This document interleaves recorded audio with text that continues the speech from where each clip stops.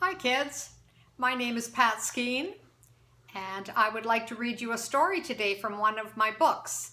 The name is What a Hippopota-Mess and it's published by Orca book publishers. I wrote 6 little stories in this book and I'm going to read you one of those stories today called What a Hippopota-Mess, which just happens to be the name of the book as well.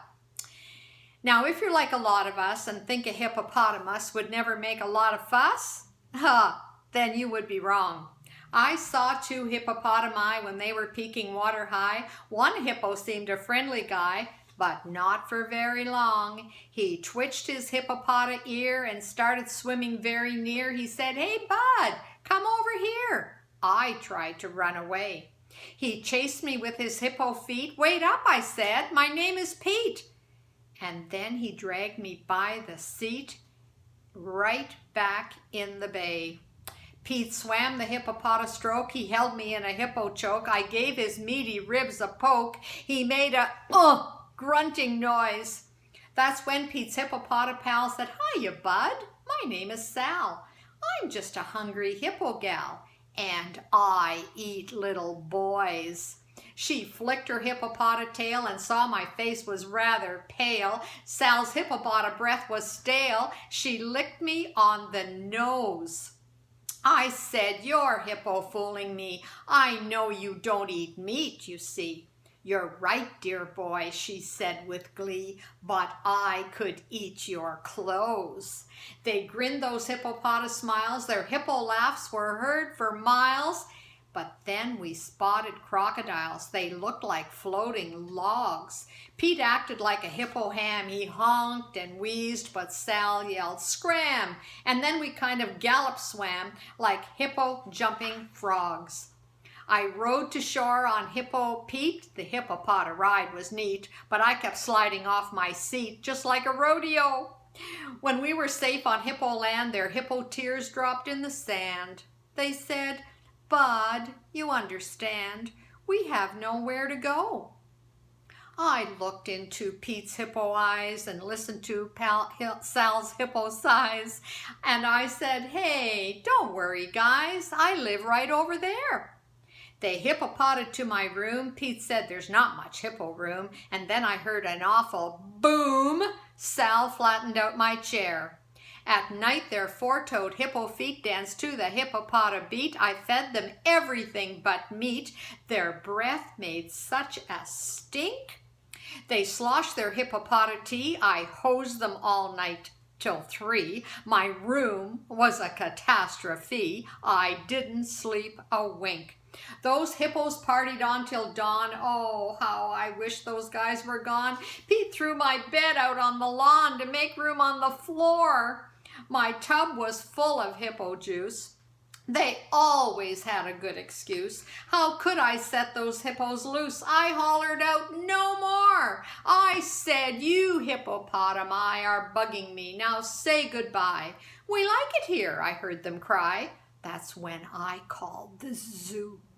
They jumped up with a hippo thud. Pete said, "So long, we'll see you, bud. We're off to roll in hippo mud and find a better view." Now what a hippopota-mess. My room was full of watercress. They left a sweaty pinkish mess on everything I own. So if you see those hippo guys, don't look into their hippo eyes. They'll call you bud. But if you're wise, you won't invite them home. They certainly were mischievous hippopotamus, weren't they? After I write a story, I always interview the characters because I have a lot of questions about the character and I'd like them to answer my questions before I close the story off. So I asked Pete and Sal, the 2 hippopotami in this story, I asked them 10 questions. And the first question I asked Pete, "How big are you?" And Pete said, "I guess I'm about the size of an average car, but I weigh more than 3 cars put together." That's a lot of weight, isn't it? Second question was, "What do hippopotamus eat?" Sal said, "We're vegetarians and we love to eat plants and grassy stuff." and I eat about 300 pounds or 140 kilograms of food every day. Do you know that that's about 150 boxes of kids' cereal?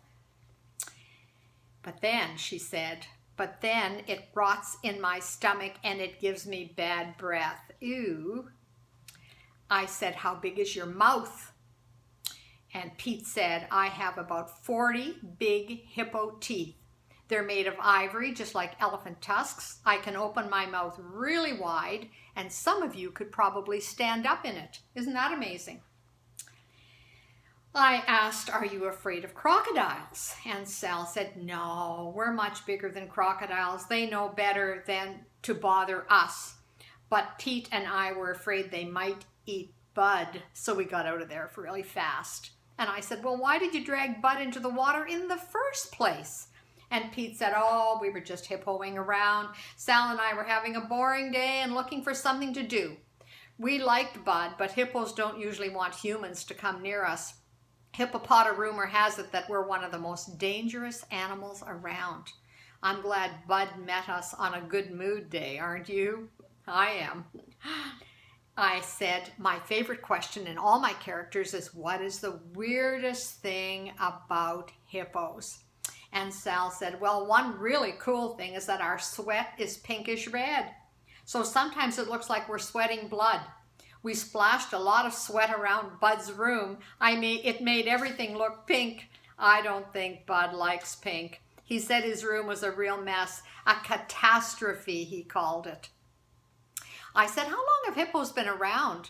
And Pete said, would you believe over 5 million years? Well, he says, not me personally.